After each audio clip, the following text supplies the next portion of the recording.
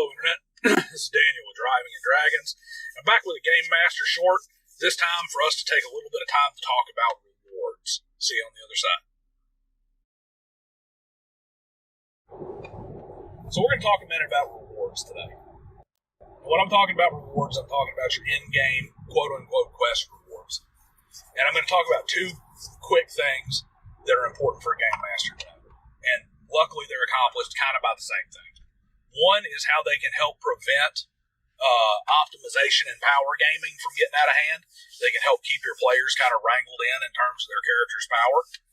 And the second is going to be realism in the world, which is always a big thing for me. You want to have a more lived-in, breathed-in world that doesn't feel like a video game. So it's easy to get trapped in what I call Final Fantasy syndrome. In your old school Japanese role-playing games, your party-based RPGs on consoles and stuff, limited memory and stuff, the next piece of badass equipment was just going to be wherever was convenient in the next area you walked through. So you ended up in these situations where it's like, oh, this is a commonly traveled road that's been taken over by the enemies, and it just so happens this awesome badass sword is just sitting in a chest in this random closet. Why are they not using it? Why does nobody know it's here? Why hasn't it been stolen or something? Because it's only there. It's not there for a logical reason. It's there because you need to get it at that point in the game to keep your characters up, and this is the next area. You don't want to get that feeling in your tabletop role-playing game. You want to have stuff that feels like it's supposed to be there. And a way you can also do this is remember what's going on. So if we take a Dungeons & Dragons scenario, and I got a paladin who's going into an ancient tomb for an ancient warrior. Alright, D&D is a medieval high fantasy era.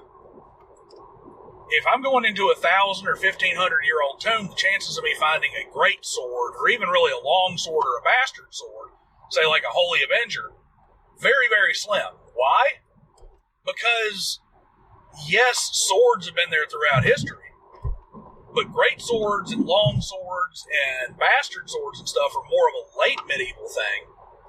Swords that are, found in ancient, like Viking era, which is where you would be 1,000 years before your medieval period, those are going to be shorter swords. Because the primary weapon for everybody as a warrior then was a spear to be used in a shield wall. So it's far more likely that this ancient king's tomb, he might have a special sword, but it's more likely his special sword just has symbolic significance, and his badass war spear is really the weapon. Well, now your paladin, instead of just getting something that's a handout, or getting something that caters to how he built his character, now he's got to make a decision. Do I want to use this Grand Poobah war spear? Or do I want to continue putting all my points and stuff into my longsword? And both of these are going to make me more powerful, but none of them are going to advance me several levels above where I'm at now. And you've added more flavor to those characters and more realism to your world. Another thing that can be done if you say you're breaking into a mega corporation, you're going to pick up a piece of cyberware and you're stealing it from this corporation, and you're thinking, okay, well, my guy's enhanced his legs, he's enhanced his eyes, he doesn't have a spine yet, so they're going to have some experimental super spine.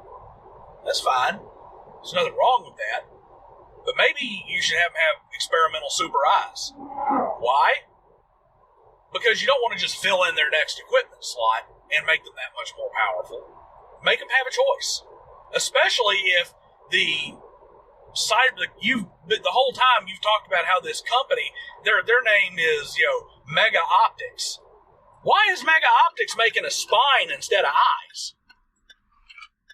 Oh, they're making a spine because a spine is what your character needs. Don't do that. Make it fit. And you can also do this with some other areas throughout throughout there when you give people their shinies. Say, ancient tomb again, you got your gold coins, but guess what? These gold coins have an emperor from a dead empire stamped on them. People don't trust them. You can't even use them really in the rural community, or they have a very degraded value. When you're in the big cities, they want you to go to the money changer. They want you to go to the goldsmith and get the purity tested. Why? Because they don't trust these old coins. They don't have the new king stamp on them. So how do we know that those are really pure gold? You got your shopkeeper biting into it and then saying, well, this is, we'll count this at 80%. We'll count this at, a 4-to-3 exchange rate. Four of these is worth 3 gold coins. Why? Because we don't trust this old coinage.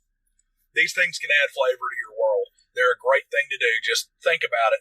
When you make a dungeon adventure or whatever, put it together, think about it, and then say, what treasure should I find here? Not, what treasure would I like for people to find in this place? And if you do have the opposite, where you have like a quest item or something you really want them to find, don't just throw it in some random dungeon. Try to make it thematically appropriate. That's all I got for you today. I'll see you next time.